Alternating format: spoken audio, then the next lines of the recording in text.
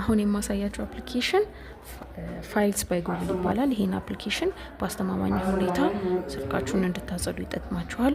ይሄን አፕሊኬሽን ፕሌይ ስቶር ላይ ወይም አፕ ስቶር ላይ ሄዳችሁ ፋይልስ ባይ ጉግል ብላችሁ ጻፉና አውርዱና ጫኑት።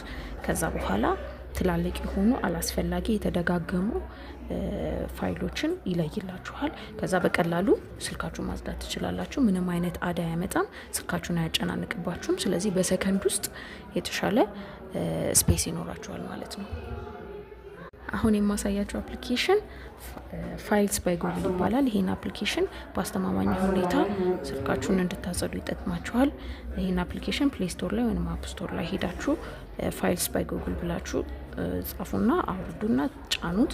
ከዛ በኋላ ትላልቅ የሆኑ አላስፈላጊ የተደጋገሙ ፋይሎችን ይለይላችኋል። ከዛ በቀላሉ ስልካችሁን ማጽዳት ትችላላችሁ። ምንም አይነት አዳ ያመጣም፣ ስልካችሁን አያጨናንቅባችሁም። ስለዚህ በሰከንድ ውስጥ የተሻለ ስፔስ ይኖራችኋል ማለት ነው።